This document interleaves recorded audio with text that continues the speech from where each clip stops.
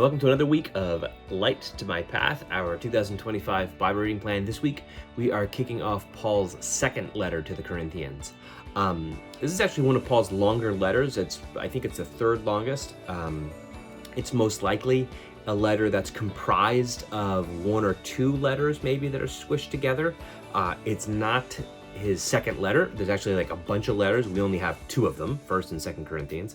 But 2nd Corinthians is a fascinating letter. And this week, we're reading chapters 1 through 5, which I think is, it's like in my opinion, it's the best part. I really want to invite you to watch the Bible Project's video on 2nd Corinthians because I think it's so helpful. But I want to lead you through a few things. The first is in chapter 1, pretty much right at the beginning.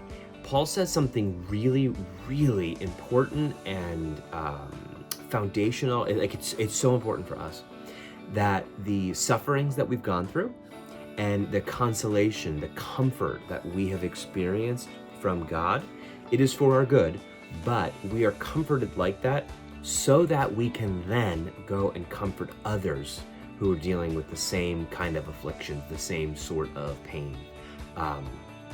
And that's not the magic bullet, the magic key to like solve suffering, but it is a way that we can make meaning of our suffering, right? I mean, not that you want the pain, not that you want that person to have passed away, right? But you're being comforted by God through it is the food that you can then give to someone else, right? It's the comfort you can then pass on. And then it has real meaning because it has purpose. It's a powerful, it's a beautiful idea. That's the first thing. Second thing, in 2 Corinthians 3 and 4, he really talks about his ministry and kind of the way that God works. And we don't have time to talk about it, but this is the famous image of the treasure in clay jars. And the whole deal there is we as human beings, we might become broken and cracked and, nicked up like a clay jar would. But God doesn't let us become shattered. God doesn't let us become crushed to be unuseful. But the purpose of it in these ordinary kind of bland clay jars that are fragile is because it's through our weaknesses that God's strength is manifest, is made real. And so the things that chip away at us, the things that crack us, the things that make our weaknesses, our imperfections, our ordinariness, things that make those obvious are not errors. Those are there by design, right? Those aren't bugs in the system. That's the way it's meant to work because God's power is shown through our weakness. And then just finally, the last thing I want to point out is 2 Corinthians 5 might be, I don't know, I probably say this a bunch, but it's one of, if not my favorite chapter in the entire Bible.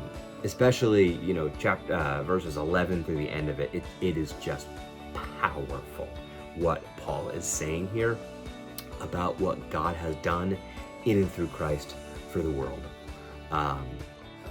It sums up so much about who we are as Jesus. Like, just listen to this line. He, Jesus, died for all, meaning us too, so that those who live, that's those who know him, might no longer live for themselves, not live for us, but for the one who died for their sake and was raised. I mean, this is the center of the Christian faith. Once we see the reconciliation that God has accomplished for us on the cross of Christ, we live, and we don't live for ourselves, but we live for him. But then he says, and now here's what your job is. Here's what our job is. Here's what your job is. It is to be ambassadors for Christ. Because God is making his appeal through us, which is wild that we are God's plan to bring the world to him, to bring this reconciliation that God has won on the cross of Christ, to make that known, to make that, to spread that and to bring about that reconciliation in more and more people.